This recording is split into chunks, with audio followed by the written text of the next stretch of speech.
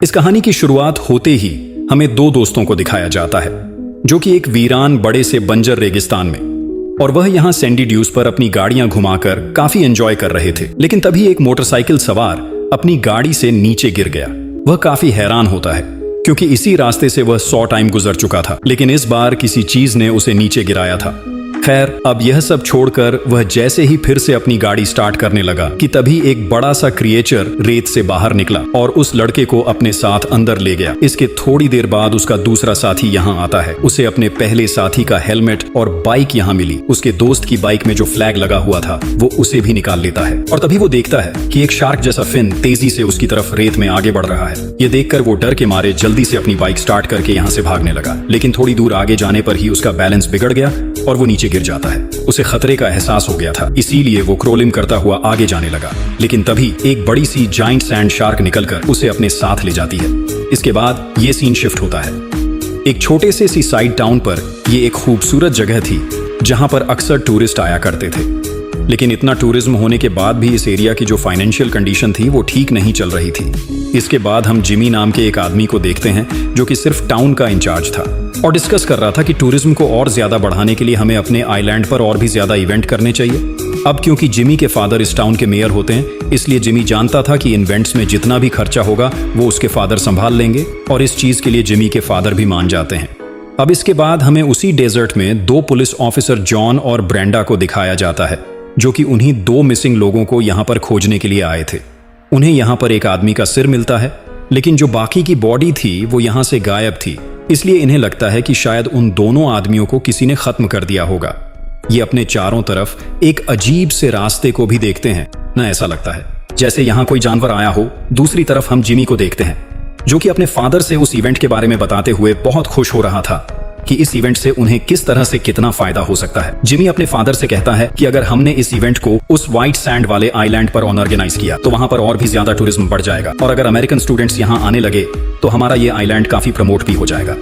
अपने बेटे की ये बातें सुनकर मेयर काफी खुश हुए कि उन्होंने इतने अच्छे बेटे को जन्म दिया है, इसलिए वो जल्दी से अपने बेटे का साथ देने के लिए तैयार हो गए। वहीं दूसरी तरफ हमें ब्रेंडा को दिखाया जाता है जो कि एक वेट डॉक्टर को बुलाती है क्योंकि वो समुद्र के बीच पर मरने वाले उन दो लोगों के केस को सॉल्व करना चाहती थी।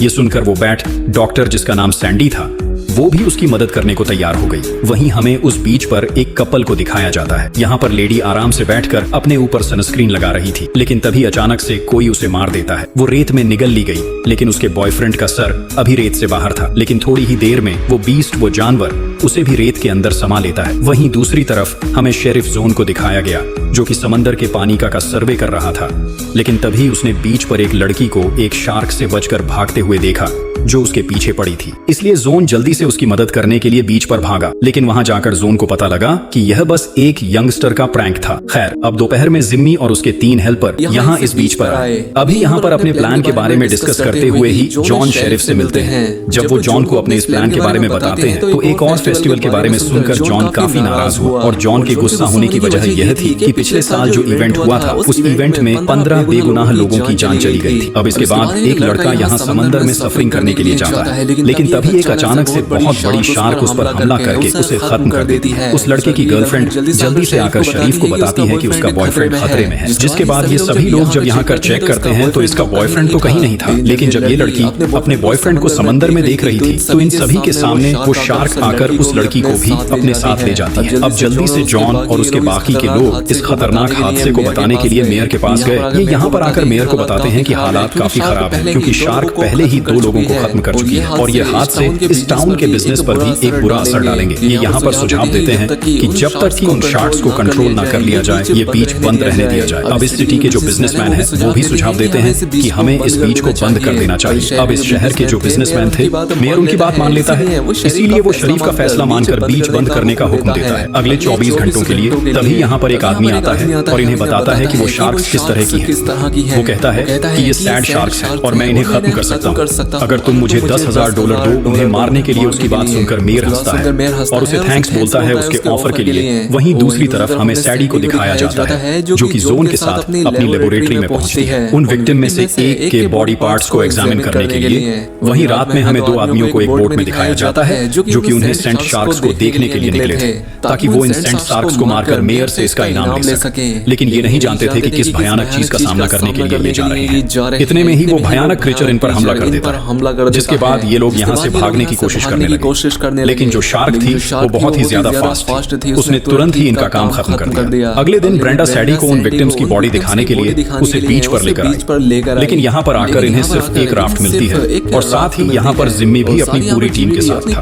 ये देखकर उससे लेडी पुलिस ऑफिसर ने जिम्मी को आकर बताया कि तुम नहीं जानते कि बीच 24 घंटों के लिए बंद कर दिया गया है और यहाँ पर किसी का भी आना बना है। लेकिन जिम्मी के दिमाग में एक भयानक प्लान चल रहा था। खैर, अब यहाँ पर सैडी को शार्क के दांतों के कुछ सैंपल मिले। इसके बाद जब सैंडी अपनी लैब में जाकर उसके दांतों को एग्जामिन करती है तो उसने पाया कि ये दांत किसी शार्क के हैं। साथ ही सैंडी यहाँ पर यह भी बताती है कि यह शार्क का दांत है, ये कोई एडल्ट नहीं है, ये एक पुरानी शार्क है जो कि बहुत बड़ी होगी, क्योंकि ये जो शार्क का दांत था इसका साइज एक नॉर्मल एडल्ट शार्क से बहुत बड़ा था। इसके बाद ब्रेंडा जोन को वॉकी टॉकी पर कॉल करके बताती है कि यहाँ बीच पर किसी ने एक बड़ी सी शार्क को पकड़ लिया है, इसीलिए शरीफ जॉन और सैंडी जल्दी से उस शार्क को देखने के लिए बीच पर पहुंचे। यहाँ पर जिमी काफी खुशी से अनाउंस करता है कि हमने उस शार्क को पकड़ लिया। वो शरीफ से कहने लगा कि शरीफ क्या अब हम यहाँ पर इवेंट कर सकते हैं। इसीलिए शरीफ ने सैंडी से कहा कि चेक करो ये शार्क असली है या नकली।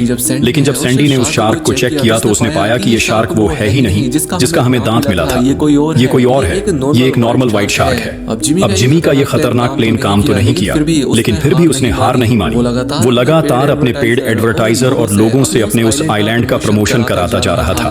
खैर, अब शाम होने पर वो शार्क उन इलेक्ट्रिसिटी केबल को काट देती है जिससे कि जिमी के सारे कंप्यूटर्स बंद हो गए। खैर, अब रात में ब्रांडा जिमी के घर जाती है और उसे पुलिस स्टेशन ले आई क्योंकि इन्हें पता लगा था कि जिमी ने ही उस नॉर्मल शार्क को पकड़ने के लिए कुछ लोगों को पैसे दिए थे।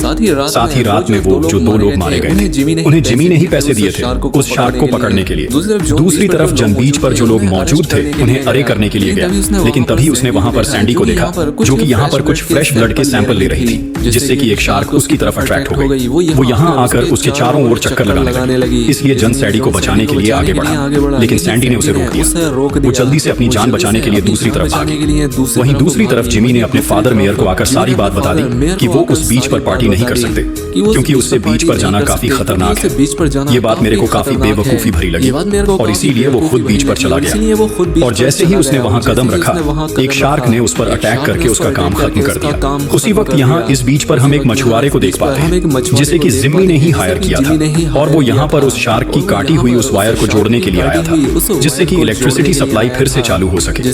लेकिन तभी एक बड़ी सी शार्क उसके पास आ गई और जैसे ही उसने दोनों वायर को कनेक्ट किया इलेक्ट्रिसिटी सर्किट की वजह से यहाँ पर एक बड़ा ब्लास्ट हुआ जिससे उसके साथ साथ वो शार्क भी खत्म हो जाती है। इससे जिमी बहुत खुश हो गया। उसे लगा कि अब वो इस बीच को खोल सकता है क्योंकि जो सैंड शार्क सभी लोगों के लिए खतरा थी वो खत्म हो चुकी है। दूसरी तरफ हमें सैंडी को दिखाया गया जो उससे शार्क के हमले से बच गई थी और वो उस ब्लास्ट हुई शार्क के टुकड़ों को अपनी लैब में एग्जामिन कर रही थी। अब बहुत ज्यादा एग्जामिनेशन और एक्सपेरिमेंटेशन करने के बाद उसे यह पता लगा कि जो सेंट शार्क ये मरी है वो उस बड़ी शार्क का कोई छोटा बच्चा है, ये वो मेन शार्क नहीं है।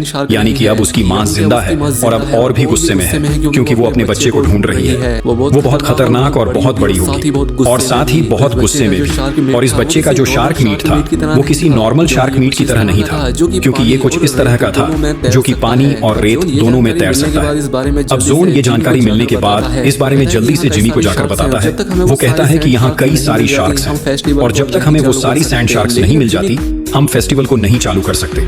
लेकिन अब जिमी किसी कीमत पर यह फेस्टिवल कैंसिल नहीं करना चाहता था।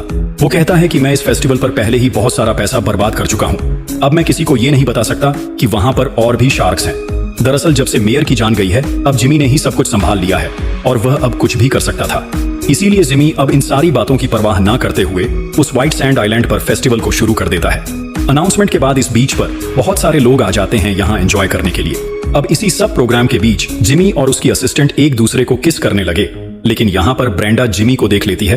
दरअसल ब्रेंडा जिमी को पसंद करती थी, इसलिए ब्रेंडा ये देखकर गुस्से में यहाँ से चली जाती है और उसके जाने के बाद ही ना जाने कहीं से एक बड़ी सी बीस्ट शार्क आकर जिमी की असिस्टेंट को निगल लेती है उसका सिर्फ सर ही रेत पर बचता है। अब इतने में ही यहाँ पर जिमी के लिए 2 हेल्पर्स पहुंच जाते हैं। ये देखकर वो दोनों भी काफी ज्यादा डर जाते हैं और सभी को इस बारे में वर्न करने के लिए कहते हैं। लेकिन जिम्मी अब इस इवेंट को बंद नहीं करना चाहता था। वो इनकी बात नहीं मानता और उस हेल्पर के साथ ही जो दूसरी लड़की यहाँ आई थी वही उसे मारकर बेहोश कर देती है, क्योंकि वो लड़की भी जिम्मी के प्लेन में उसके साथ मिली हुई थी। अब वो उस बेहोश आदमी को यहाँ से लेकर जाने लगी, लेकिन तभी सैंड में से एक बड़ी सी शार्क बाहर आई। उस लड़की ने डर के मारे उस आदमी को ही उसके मुंह में फेंक दिया। वहीं बीच पर जो टूरिस्ट एंजॉय कर रहे थे उनमें से एक टूरिस्ट को एक शार्क अपना निवाला बना लेती है, जिससे चारों तरफ पैनिक सिचुएशन हो जाती है। सभी लोग अपने आप को बचाने के लिए इधर उधर भागने लगे, लेकिन इतने में ही यहाँ पर बहुत सारी शार्क्स आ गई और बहुत सारे टूरिस्ट को अपना निवाला बनाने लगी। शार्क्स इनकी भगदड़ की वजह से जमीन के अंदर हो रही वाइब्रेशन और आवाज को सुनकर ही इन पर हमला कर रही थी। अब यहाँ पर ब्रेंडा जल्दी से अपने लवर जिमी को लेकर भागने लगी, लेकिन तभी पीछे से एक शार्क ने पकड़कर उसे 2 टुकड़ों में बदल दिया। दूसरी तरफ जन और सैंडी भी मुसीबत में थे। काफी सारी शार्क्स अब उनके पीछे लग गई थी, इसीलिए वो इन शार्क से बचने के लिए एक पत्थरों वाली जगह पर चढ़ गए और साथ ही सैंडी से कहता है कि मदद आने तक हमें यहीं पर रहना होगा। अब क्योंकि जिमी ने भी अपनी लवर को खो दिया था, इसीलिए वो जल्दी से वापस बीच पर आ जाता है, लोगों को किसी तरह से इन शार्क से बचाने के लिए। और यहाँ पर बंगस नाम के उसी आदमी से मिलता है जिसके पास एक गन भी थी, जो कि उसने अपने पास खुद की हिफाजत के लिए रखी थी। खैर, अब किसी तरह से ये लोग अगले दिन पुलिस स्टेशन में मिलकर उन शार्क्स को हराने का एक प्लान बनाते हैं। अब जो इनमें एंगस नाम का ये बूढ़ा आदमी था, ये सैंड शार्क्स के बारे में बहुत कुछ जानता था, इसलिए ये इन्हें बताता है। कहता है कि पहले हमें उन सभी शार्क्स को उनके घोंसले से बाहर निकालना होगा, तब हम उन्हें मार सकेंगे। अब ये लोग भी उसकी बात मानते हैं और अब ये अपने काम पर लग जाते हैं। सैंडी जानती थी कि ये सैंड शार्क्स वाइब्रेशन और नॉइज सेंसिटिव है। उसने यहाँ पर बड़े बड़े स्पीकर्स लगाकर आवाजें करना शुरू की और साथ ही वो रेत पर कुछ ताजा खून भी डालती है। एंगस कहता है कि अब मैं अपने फ्लेम थ्रो से उन शार्क्स को मारने के लिए पूरी तरह से तैयार हूँ। खैर, अब जैसे ही दोपहर होती है और गर्मी बढ़ती है, वो शार्क्स अपने बिल्लों से बाहर आकर उन स्पीकर के चारों ओर घूमने लगी, लेकिन तभी उनका यह म्यूजिक बंद हो जाता है। इसलिए जिमी जल्दी से चेक करने जाता है कि ये कैसे हुआ, और यहाँ कर वो पाता है कि ये केवल किसी शार्क ने काट दी है और अब इसे जोड़ने के लिए इनके पास दूसरी कोई वायर भी नहीं थी। इसलिए वो काफी उदास हुआ और उसने खुद को ही सैक्रिफाइस करने का फैसला किया। वो जोर जोर से चिल्लाकर इधर उधर दौड़ने लगा। वो एक सर्कल में दौड़ रहा था ताकि कि शार्क्स उसकी तरफ आ सके, और उसका यह प्लान काम करता है और इतने में ही एक बड़ी सी शार्क उसे अपना निवाला बना लेती है। लेकिन अब एंगर जरा भी देरी न करते हुए इतने में ही इन सभी शार्क्स पर अपना निशाना लगाकर उन्हें खत्म कर देता है। उसने अपने फ्लेम थ्रोअर की मदद से उन सभी शार्क्स को जला दिया था और इनका यह प्लान काम कर गया था। अब ये लड़ाई जीत चुके थे, लेकिन पता नहीं कहां से तभी एक सेंट शार्क्स का बच्चा आता है और एंगस को अपना निवाला बना लेता है, और जॉन और सैडी अपनी जान बचाने के लिए जल्दी से एक जगह पर छिप जाते हैं। और अब जैसे ही वो शार्क आकर इन दोनों को भी खाने वाली थी कि जॉन उस फ्लेम थ्रोअर को उस शार्क के मुंह में फेंक देता है, और इससे पहले वो एक्सप्लोड्स में वो शार्क भी खत्म हो जाती है। अब सभी शार्क्स खत्म हो चुकी थी और जॉन और सैडी अब बहुत खुश थे, और इसी सीन के साथ ये फिल्म, ये कहानी भी यहाँ खत्म हो जाती है।